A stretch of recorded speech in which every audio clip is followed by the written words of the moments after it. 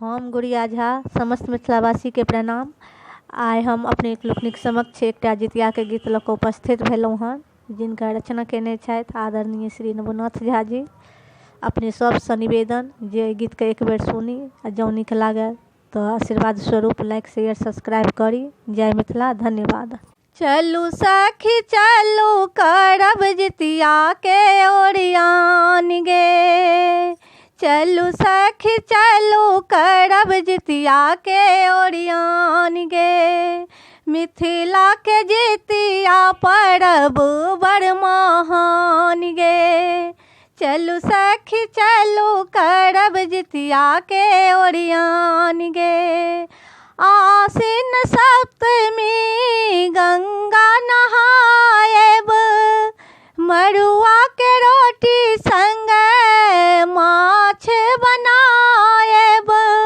धिया पुता संगे खेबै, धिया पुता संगे खेबै, लागत दिया मान गे। मिथिला के जितिया परब बड़ महान गे, चलू सखी चलू करब जितिया के ओरियान गे। भोर हरबे उठी खेबै चूड़ा दही चीनी, गोतनी ननद संगे मुन्ना मुन्नी। धूरी खुरो ठंगी पीबै, धूरी खुरो ठंगी पीबै, ओठगन के पान गे। मिथिला के जितिया परब बड़ महान गे, चलू सखी चलू करब जितिया के ओरियान गे। अपन पितराइन के नोती खुआएब, दाल भात संगे तरुआ तीमन बनाएब।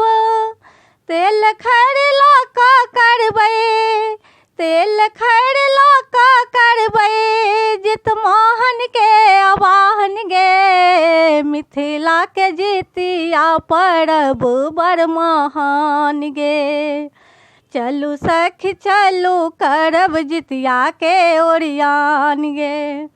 अष्टमी तिथि में निर्जल सही हम, झुमनी के पात संगे फल फूल आनबै।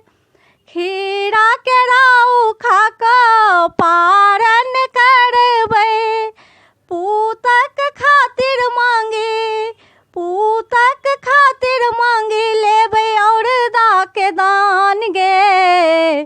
चलू सखी चलू करब जितिया के ओरियान गे। मिथिला के जितिया परब बड़ महान गे, चलू सखी चलू करब जितिया के ओरियान गे।